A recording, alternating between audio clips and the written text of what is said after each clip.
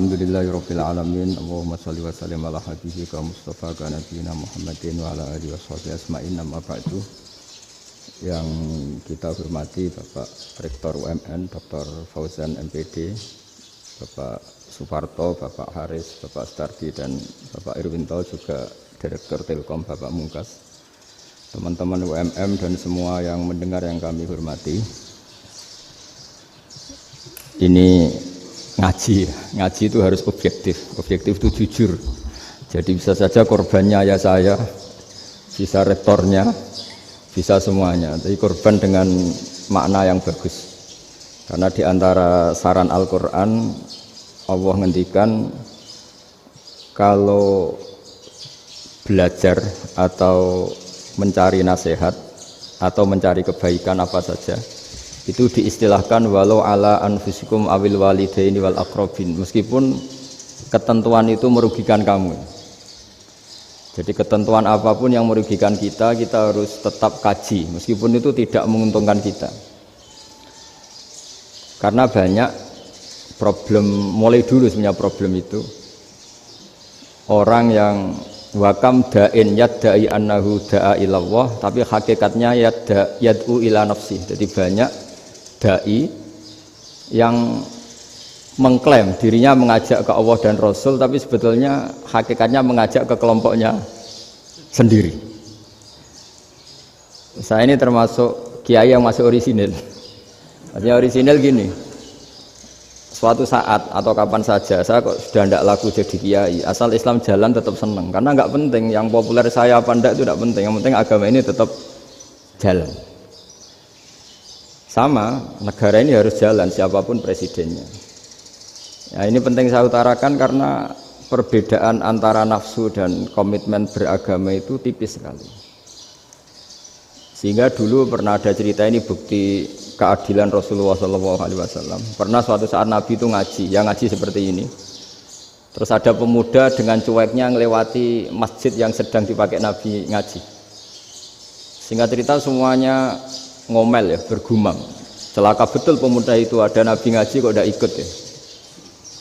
Tapi Nabi secara besar hati ngendikan, ini ada di beberapa kitab di Fadhailul Kasbi, keutamaan kerja.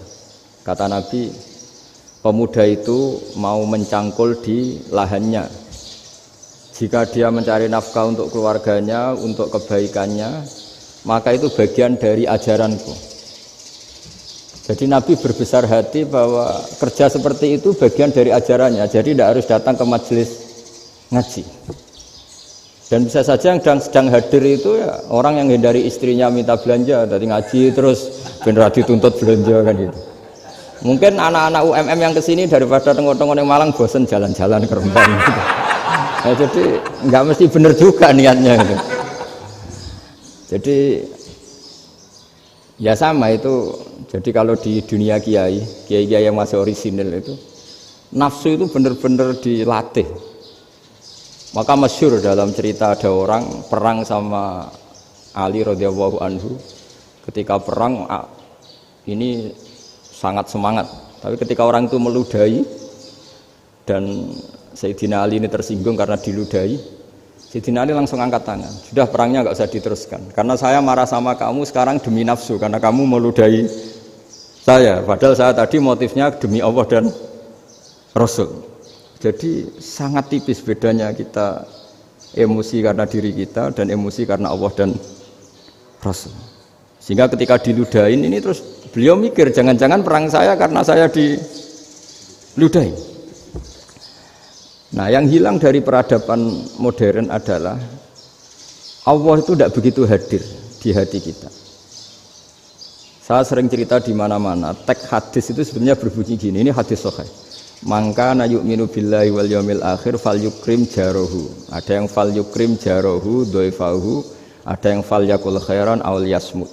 Siapa yang iman dengan Allah dan Rasul maka harus memuliakan tetangganya, memuliakan tamunya. Dulu itu ada seorang ulama dipanggil anak muda, dibully terus sekarang. Wahai kiai, datang ke rumah saya.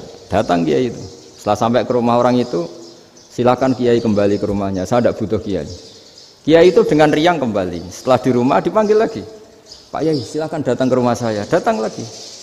Ya senyum-senyum kiainya santai. Wah nggak jadi butuh Pak Yai, silahkan kembali lagi. Sampai 3 kali. Oh itu kalau rektor digitukan marah itu. Dosen marah. Kiainya santai. Santai senyum-senyum rileks. Ketika ditanya, kenapa Pak Yai tidak tersinggung? Jawabannya unik. Anak muda, saya ini senang sekali nuruti perintah Allah, disuruh menghormati tetangga. Sehingga ketika Anda manggil ya saya datang. Ketika Anda nyuruh pulang ya saya pulang. Saya senang sekali nyenangkan tonggo. Dan itu perintah Allah, jadi tidak ada hubungannya dengan kamu. Wah pemudanya nangis minta dimaafin.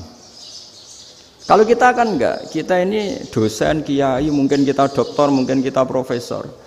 Tapi kita ini sering didikte oleh orang bodoh. Kalau orang bodoh itu jengkel, lo kita ya jengkel. Lo kamu jengkel, dijengkelkan orang bodoh itu namanya terdikte. Itu bodoh apa pinter? Wah itu tidak pinter sama sekali.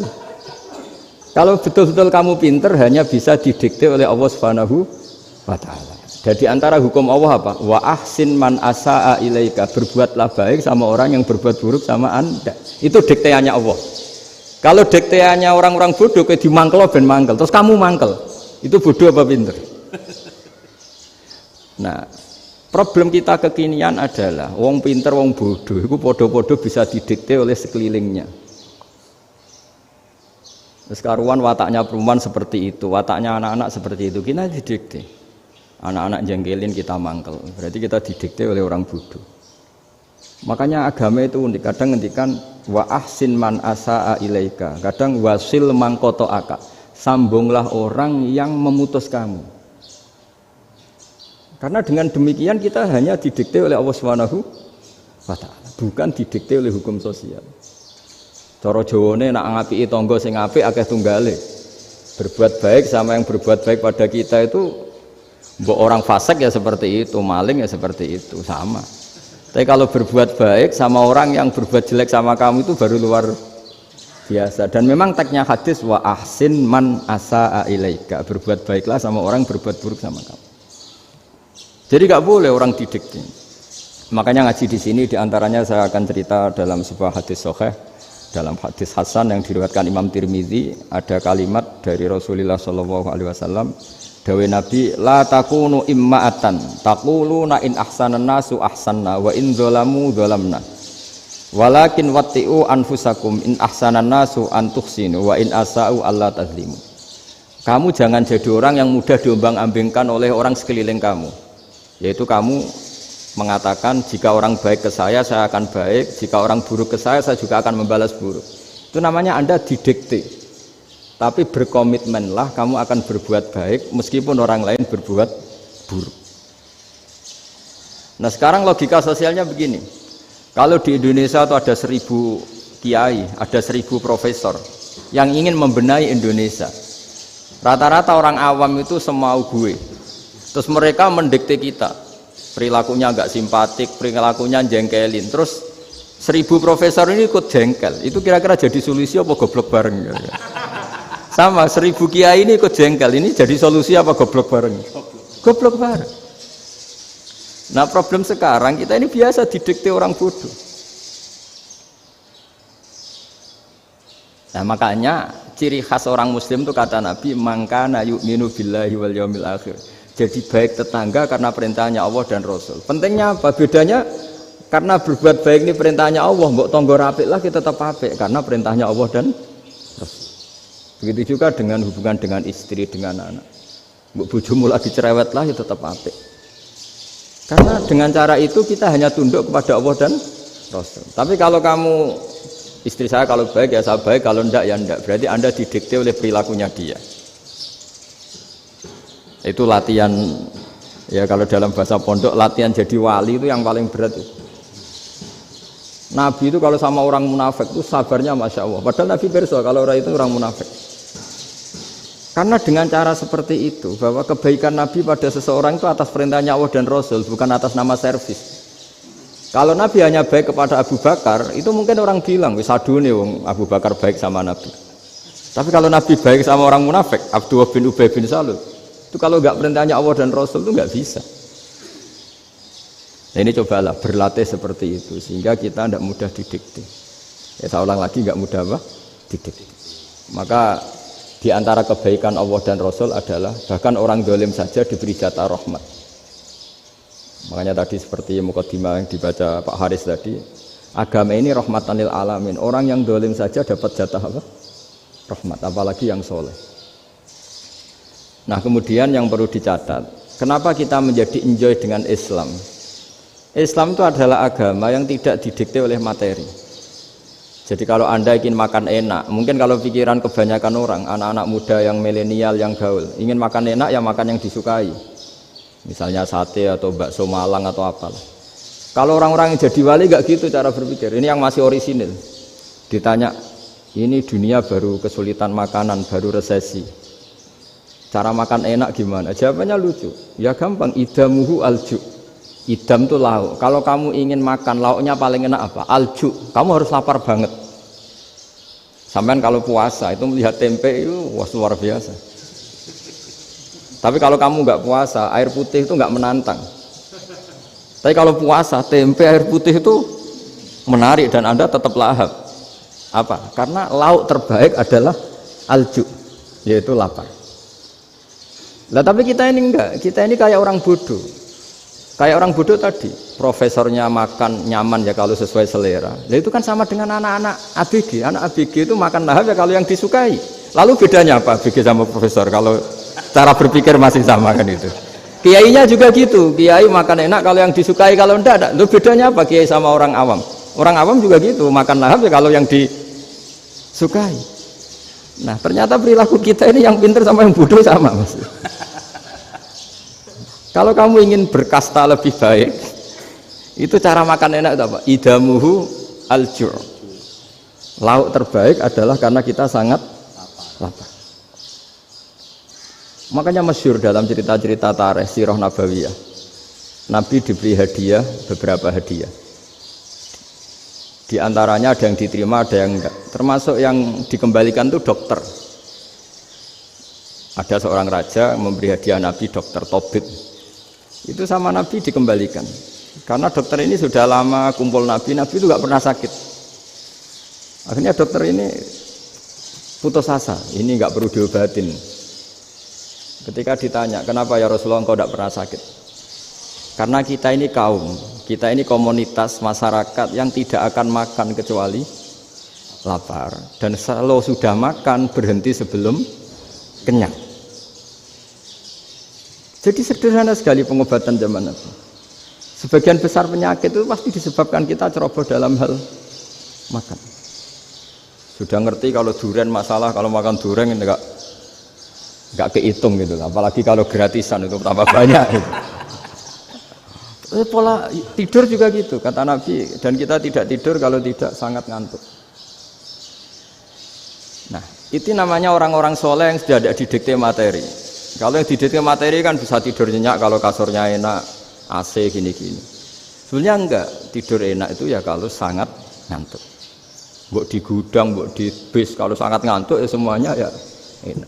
Sama, mbok lapar, mbok hanya tempe, tapi kalau sangat lapar itu ya enak. Nah ini ilmu yang mulai hilang, ilmu-ilmu yang mulai hilang. Nah, cara ibadah juga gitu.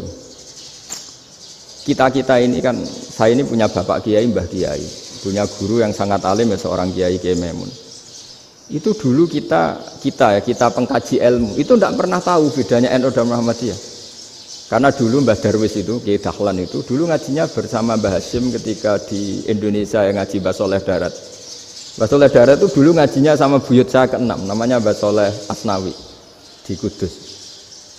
Mbah Soleh Darat itu dulu alim-alimnya orang Jawa ya Mbah Soleh Darat. Soleh bin Umar. Tempatnya di Semarang, tapi beliau itu sebenarnya orang Jepara yang dekat Kudus. Setelah di Mekah, Mbah Hasyim ini mondoknya ya, mulazimnya ke Syekh Mahfud Termas. Tapi sesekali ke Syekh Khotib Minangkabau. Nah yang Mbah Ahmad Dahlan lebih sering ke Syekh Khotib Minangkabau, sesekali ke Mbah Mahfud. Singkat cerita, karena Syekh Khotib Minangkabau sudah modern ya, terlibat organisasi dunia. Pas itu beliau pengagum Muhammad Abduh, pengagum Rasid Ridho, sehingga bawaannya Mbah Dahlan itu lebih pergerakan karena beliau lebih ngidolakan Syekh Khotib. Nah, Syekh Khatib sendiri sebenarnya orang Minangkabau. Jadi beliau namanya Muhammad saja sebenarnya. Jadi menantunya orang Arab. Oh, itu dicibir mertuanya ini karena punya mantu orang Jawa, orang ndak Arab. Singkat cerita terus si mertuanya bilang gini, kamu jangan pernah bilang kalau orang Arab itu mansa kanal Arab, orang yang bertempat di Arab. Walakin man takallama bi arabiyyin fasihin, tapi orang bisa ngomong Arab secara fasih. Singkat cerita, kalau kamu tidak percaya, nanti suatu saat menantu saya kalau Jumatan, tidak usah kamu kasih tahu, langsung suruh jadi khotib. Nggak usah kamu kasih tahu, sarannya tidak usah kamu kasih tahu. Kalau sekarang kan enggak. Kalau dosen mau jadi khotib kan mengumpulkan materi dulu. Lucunya di antara materinya itu dari TV, makanya jadi ribet kan khutbah sekarang. Kalau musim corona ya akan ngomong corona, musim apa yang ngomong apa. Jadi lagi-lagi didikte oleh media. Sebenarnya kalau ngomong kan sesuai kebutuhan umat, ini obatnya apa. Tapi enggak sesuai trending topik, itu kan kayak anak-anak gaul. Ini dokter kok gitu kan aneh. Singkat cerita si khotib ini enggak dikasih tahu, saya Muhammad tadi enggak dikasih tahu, langsung disuruh khutbah. Fatakallama bikalamin fasihin. Dia ngomong fasih sekali. Bahkan ngalah-ngalahi fasihnya orang Arab asli. Semenjak itu beliau dapat gelar Al-Khotib, orang yang cakap berpidato berkhutbah. Makanya terus desa Khotib Al-Minangkabau. Jadi orang Indonesia itu luar biasa. Dulu yang namanya orang Indonesia di Arab Saudi itu dihormati sekali, karena yang kesana itu pasti ulama. Sudah alim di Indonesia kesana, termasuk Mbah Ahmad Dahlan, Mbah Hashim dulu karena sama-sama muridnya Mbah Soleh Darat. Lama-lama yang kesana itu TKI TKW itu ya mulai agak dibully. Dulu Syekh Nawawi di antara ijtihad yang dihormati itu beliau mengkritik nyuwun sewu orang yang kan orang biasanya normalnya kan muji orang mati syahid. Hebat orang mati syahid itu hebat gini. Oke, kita sepakat orang mati syahid itu hebat. Tapi kata Imam Nawawi dengan syarat niatnya itu li'ila'i kalimatillah dan itu bawaan takdir. Saya ulang lagi, itu bawaan takdir, harus mati di medan perang. Tapi tidak boleh seseorang ini niat perang tapi niatnya supaya syahid. Karena kalau begitu berarti dia berniat supaya menjadi maktulal kafir, orang yang dibunuh orang kafir. Kedua, dengan dia mati berarti pasukan Islam berkurang. Berarti dia ingin pasukan berkurang, hanya ambisinya dia ingin langsung ke surga. Misalnya pasukan orang Islam itu 10, orang kafir 10. Kalau kamu ingin syahid berarti mati 1 kan, tinggal 9 kan. Nah kalau yang seperti itu 10 kan mati semua. Gara-gara ingin syahid akhirnya perangi rapati tenanan, benang mati, benang mlebu swarga. Kata Syekh Nawawi, ya enggak. Kalau kamu perang sama orang kafir ya niat menang. Dengan niat menang ini kamu ingin li'ila'i kalimatillah. Tapi kalau kamu ingin syahid berarti kamu menuruti keinginan nafsu kamu nang cepat masuk surga. Itu orang Arab kagumnya bukan main. Karena di mana-mana orang itu dinilai dari niatnya. Paham ini ya? Tapi perang loh ya, dalam kondisi perang, bukan teroris. Perang itu artinya orang kafir yang ingin bunuh kita, itu perang namanya apa? Perang. Dulu orang cerita syahid itu hanya pokoknya syahid itu hebat, pokoknya syahid itu hebat. Syahid di medan perang itu hebat, pokoknya syahid di medan perang hebat. Tapi ketika Syekh Nawawi memberi penjelasan ilmiah, jika kamu perang ingin cepat mati, ingin cepat syahid, artinya ini untuk pemenuhan diri kamu, karena kamu bayangkan langsung masuk surga. Kamu lupa bahwa dengan kamu dibunuh, kekuatan Islam berkurang. Akhirnya beliau memberi penjelasan, syahid itu bagus, itu sebagai takdir. Hanya takdir itu kita perang yang ingin menang, tapi takdirnya mati. Jangan dibalik, oleh perang rapati tenanan, benang mati, namun lebu. Itu yang pertama, termasuk ulama yang pertama memberi penjelasan itu Syekh Nawawi. Akhirnya melahirkan kekaguman yang luar biasa dengan tafsir Munirnya itu. Terus beliau itu orang yang rileks kalau menjelaskan ilmu. Ini ya juga guru-gurunya Mbah Hashim, Mbah Guru sama Mbah Hashim sama Mbah Ahmad Dahlan Syekh Nawawi. Jadi dulu yang alim di Arab itu ada Syekh Nawawi, ada Syekh Khatib Minangkabau, ada Syekh Bakir Jogja, ada Syekh Mahfud Termas. Itu orang Indonesia banyak sekali yang alim. Bahkan diantaranya yang dikagumi Al-Azhar itu juga orang Indonesia, nama Syekh Abdul Manan itu, mbahnya Syekh Mahfud Termas itu. Itu pertama ada duta besar Indonesia di Mesir, itu termasuk barokahnya Mbak Abdul Manan tadi, itu juga orang Indonesia.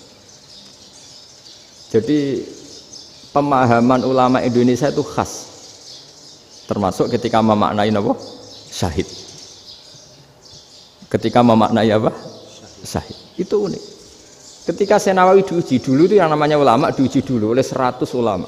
Jadi dulu ya ada kompetisi. Imam Bukhari diakui jadi ahli hadis itu diuji oleh mi'atu muhaddisin, 100 orang ahli hadis, sanad dibolak-balik, matanya dibolak-balik, tapi beliau tetap bisa mengembalikan proporsi sanad itu. Senawawi pernah diuji gini. Ayul afdol al ulama awe salatin. Keren mana ulama sama raja atau sama orang-orang kaya, sama penguasa? Ya keren ulama. Terus dibully sama orang.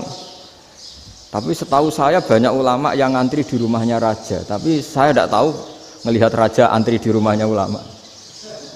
Kan kebanyakan kan mungkin ustadz atau kiai yang antri ngajukan proposal kan enggak. Nah, kalau raja kan enggak pati itu, malah enggak usah antri, kiainya sudah nyambut sebelum datang. Jawabannya lucu Senawawi itu, dan yang tanya itu langsung diem.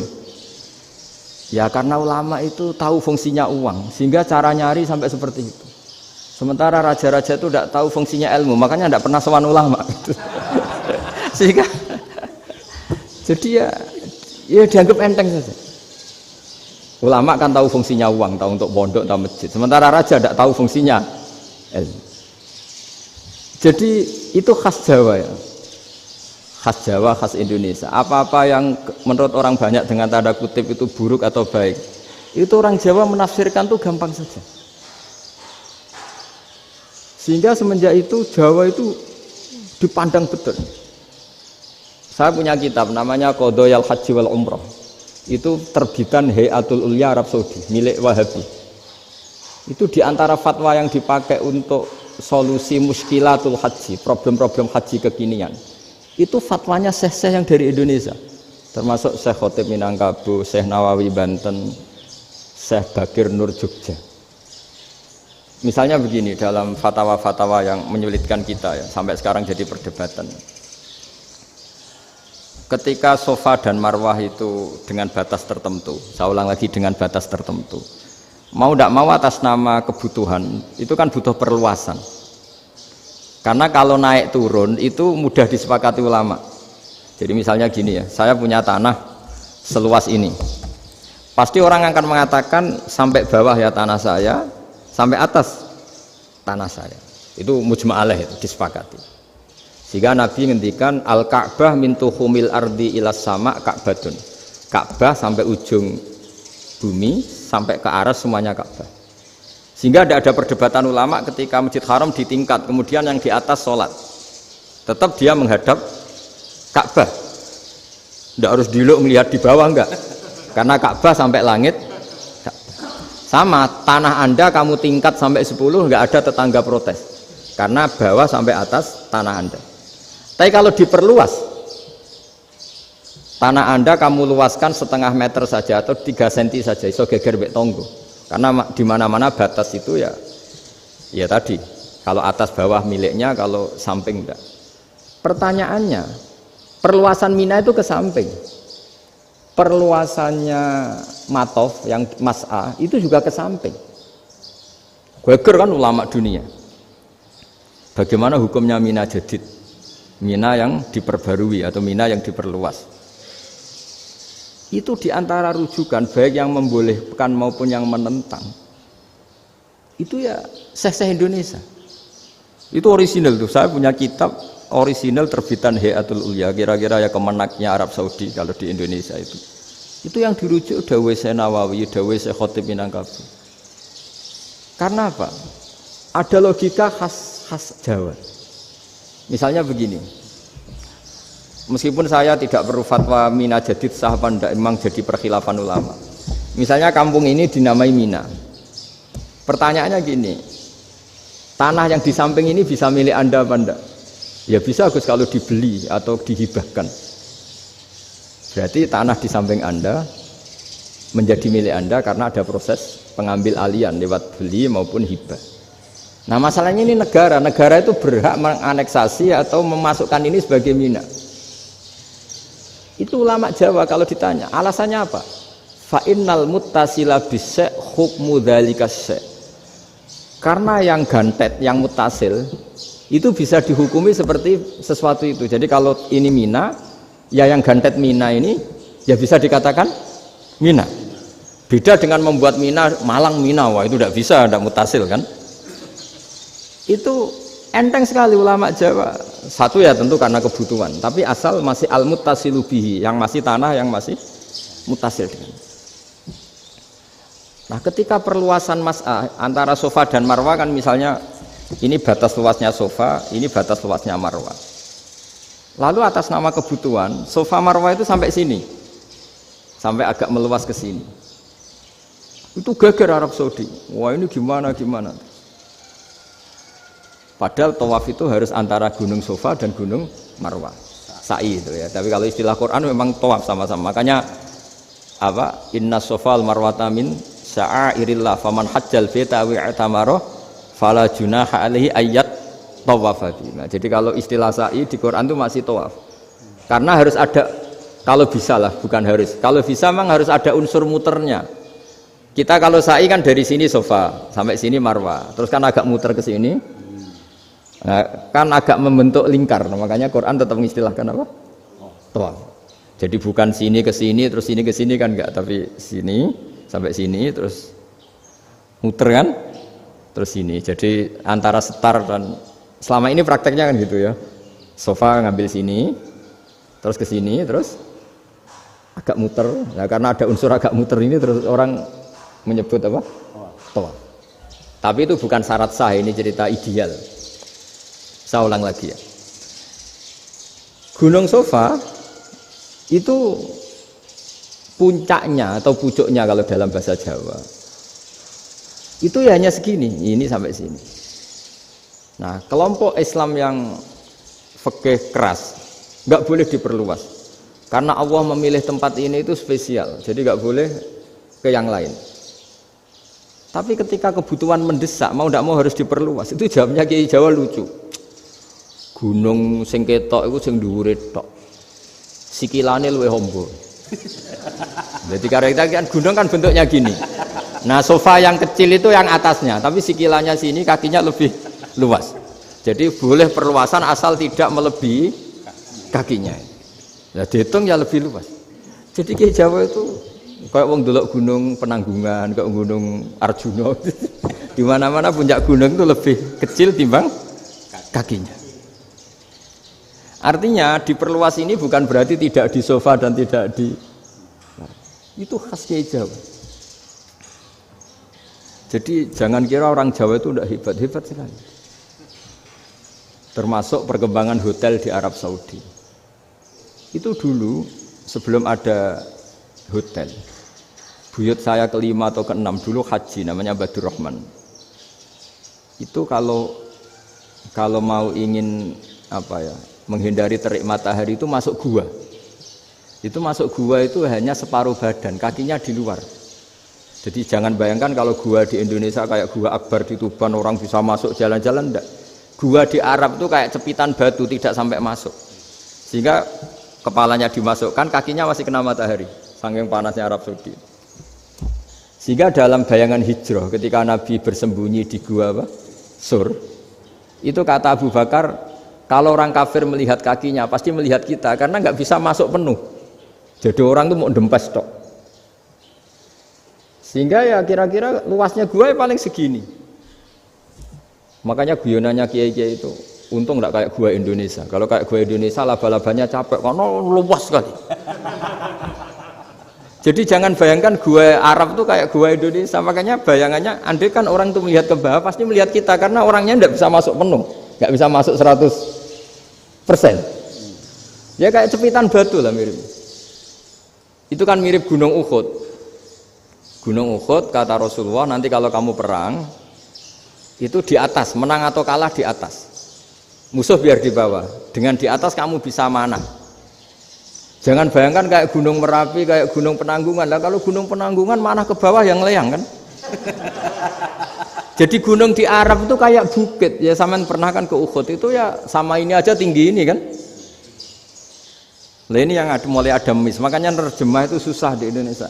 Karena jabal itu tidak harus tinggi. Kalau tinggi nggak bisa manah dari atas ke bawah kan nggak ngefek kan. Sama kalau ke Uhud gunungnya kan pendek sekali sehingga yang manah dari atas ke bawah ya kalau kena musuh ya celaka karena memang dekat.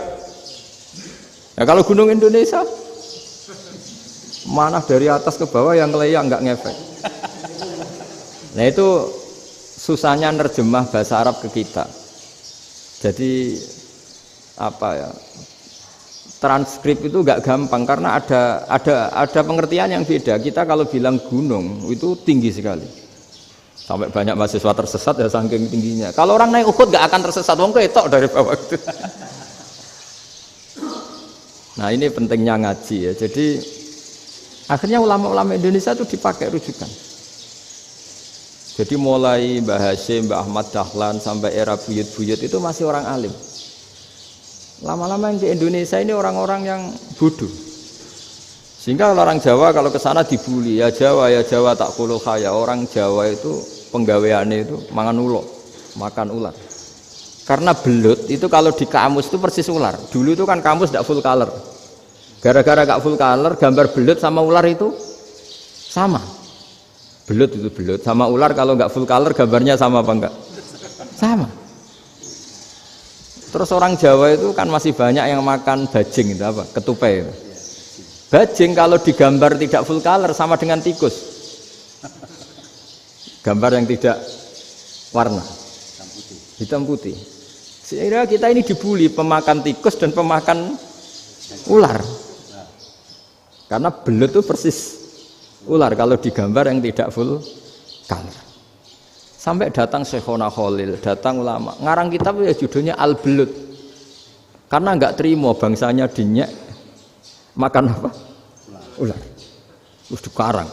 Wal belut hayawanun bakhriyun terus ya isu fi kadza wa kadza. Itu beda dengan al-hayyah.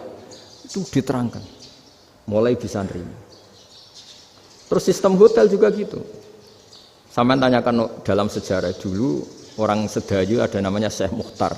Syekh Mukhtar bukan bikin rumah besar yang siapapun orang Indonesia haji itu nempat di sana.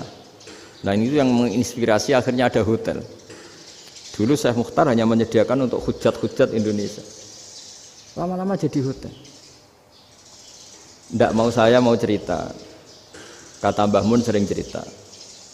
Kenapa wa ma arsalnaka illa rahmatan lil alamin, kata Mbah Mun, Allah itu pasti bikin ulama yang tidak produk Arab itu pasti ada. Kalau orang Arab jadi ulama wajar, bahasanya Arab, domisilinya di Arab. Tapi Allah akan selalu bikin ulama yang tidak bangsa Arab. Imam Ghazali itu Tus itu Persia. Imam Bukhari itu kira-kira kalau sekarang ikut Uzbek. Ya. Imam Bukhari itu kalau negara sekarang ikut mana? Uzbek. Kenapa demikian kata Mbah Mun? Karena Allah sudah ngendikan wa ma arsalnaka illa kafatal linnas. Manusia semua ini kena khitabnya Islam. Kalau tidak ada ulama yang dari berbagai negara, kesannya Islam itu hanya milik orang Arab Saudi. Makanya Allah selalu bikin ulama-ulama yang bahkan tidak Arab. Termasuk Imamul Muhaddisin, yaitu Imam Bukhari, itu orang Uzbek, orang Rusia lah kalau sekarang ikut Uni Soviet dulu. Imam Ghazali itu orang Persia. Syekh Nawawi itu orang Banten. Karena Allah ingin memaklumatkan bahwa Islam ini untuk semua. Sehingga orang yang tidak Arab pun bisa belajar Islam. Yang alimnya itu nggak kalah sama orang apa? Arab. Makanya ini PR ya. Kalau Gus Dah Ploso nanti ngendikan suatu saat orang belajar Islam itu bahkan orang Arab pun bisa belajar ke Indonesia. Kalau orang Indonesia bisa alim betul kayak dulu. Sekarang banyak liga antar ulama. Itu orang Indonesia pasti masuk. Ulama-ulama top dunia. Itu pasti orang Indonesia banyak yang masuk. Karena tadi, ketika orang Indonesia baca kitab, itu orang Arab itu kagum. Kok bisa ada bahasanya baca secara benar? Bukan sekedar bisa baca secara benar. Karena memang dilatih sedemikian rupa di pondok-pondok. Makanya kita semua lah yang alim di Indonesia itu kemana-mana ya pasti alim. Dulu putra Mbah Mun namanya Gus Zofur itu tahun pertama ya sudah the best di tahun pertama. Kalau tahun pertama the bestnya ilmunya bawaan dari sarang, dari keluarganya. Gus Naji mondok di Said Muhammad tahun pertama sudah dipuji sebagai yang teralim karena ya sanggup. Kalau dipujinya tahun ketiga, tahun keempat kan mungkin dapat dari sana. Ini tahun pertama. Saya ulang lagi tahun pertama. Karena pengajaran di Indonesia itu luar biasa di pondok-pondok ini. Makanya kalau dalam anekdot pondok itu cerita-cerita lucu itu. Ada orang Jakarta ngaji, setelah di kelas itu pelengahan terus. Melihat jendela, lihat pintu terus. Lama-lama gurunya marah. Kamu diajarin kok enggak punya sopan. Melihat pintu terus enggak memperhatikan guru. Anak Betawinya jawabnya lucu. Habis Pak Guru bohong. Kenapa ya? Kamu Pak Guru bilang Ja'a Zaidun, Zaid datang. Tak lihat enggak ada yang datang. Setelah itu contoh nasab kan ro'a itu Zaidan. Saya melihat Zaid, saya enggak melihat Zaid. Contoh ketiga yang jer kan maror tu bi Zaidin. Saya berjalan ketemu Zaid. Pak Guru diam di situ enggak jalan-jalan. Jadi saking detailnya Indonesia dia cari. Kalau rofa Ja'a Zaidun. Kalau nasab ro'a itu Zaidan. Kalau jar maror tu bi Zaidin. Nah si murid Betawi ini karena pertama sekolah, ngiranya gurunya itu cerita, Zaid datang. Makanya dia ngelihat pintu terus, mana katanya datang kok enggak datang-datang. Nah, dengan latihan seperti itu, kemungkinan orang Indonesia salah itu kecil karena memang dilatih betul. Saya ulang lagi karena memang dilatih betul. Sehingga ketika orang Indonesia ini yang cerita seorang wartawan. Ini kisah nyata. Kalau ini tidak anekdot, kisah nyata. Ada wartawan internasional ngeliput Ramlah. Ramlah itu di Gaza, di Palestina. Wartawan Indonesia ini hanya bisa bahasa Inggris. Dijak ngomong bahasa Arab. Terus dia bilang saya tidak bisa. Saya tidak bisa. Saya bisanya ngomong Inggris. Tapi apa yang terjadi setelah sholat? Si Indonesia ini jadi imam pakai sholat jariah lagi. Baca bismillah benar, bismillahi jar karena mudhof ilaih. Terus ketika iktidal ya benar, Rabbana lakal hamdu mil'us samawati wa mil'ul ardi benar. Ketika tahiyat ya benar, at-tahiyatul mubarakatuh sholawat. Sama orang Arab ini diambungi. Orang Arab kalau senang orang itu dicium. Kamu tawaduk, sebenarnya kamu itu ahli bahasa Arab. Karena orang Indonesia sekali sholat itu nggak ada yang salah. Meskipun benarnya karena hafalan, tapi bagi yang ahli nahwu itu hebat. Misalnya kita kalau ngapalkan kan bismillahi, bismi jar karena ba, Allahi jar karena mudhof ilaih, ar-rahmani jar karena sifat, ar-rahimi karena sifat, alhamdu rofa karena mubtada, lillahi jar karena ada huruf jarli, robbi jar karena sifat. Sebetulnya tidak karena pinter, tapi karena hafalan. Tapi orang Indonesia hebatnya itu benar terus. Rabbana lakal hamdu. Ya kan, alhamdu rofa, terus mil'us samawati ya rofa karena sifat. Sehingga terus orang Indonesia kalau sholat di Timur Tengah itu dipuji karena makhrajnya ya benar, rofa nasabnya juga benar. Nah itu di negara lain tidak ada enggak Indonesia. Orang Cina itu sering bikin marah orang-orang Arab karena kalau dongo itu enggak fasih kayak orang Indonesia. Orang Indonesia kalau dongo ya Allahumma tohir qalbi. Orang Cina ini yang jadi guyon di Arab. Allahumma tahir kalbi gitu. Itu kan bedanya jauh. Itu orang Arab pertama membiarin. Lama-lama kalbun entak gitu. Maksudnya asu-asumu gitu. Karena dia bilangnya qaf itu kaf. Jadi kalau Allahumma do Allah tohir, kalau aturi nyucekno panjenengan kalbi ing asu ingsun kan. Tapi kalau qalbi itu ati ingsun, tapi kalau kalbi anjing ingsun. Bedanya qaf sama kaf. Ada orang-orang kalbun entak, asu-asumu, maksudnya kan. Tapi padahal orang Cina itu paling dilihat teksnya, ya pakai qaf. Orang Indonesia enggak, mulai kecil dilatih sak fase-fase. Sampai ya sulit betul latihan Fatihah itu. Kalau di Kudus malah sampai 3 bulan Fatihah. Sampai at-tahiyyatu, kurang lagi, kurang bersih. At-tahiyyat sampai gitu. Sampai ada cerita itu orang dipanggil maftuhin itu enggak melengak, harus maftuhin. Baru melengak. Tapi barokahnya itu orang Indonesia kalau dongo memang benar-benar Allahumma tahhir qalbi. Ya Allah sucikan hati kami, bukan tahhir kalbi. Karena sekali jadi kaf itu maknanya anjing saya, ya Allah sucikan anjing. Jadi ini orang Indonesia.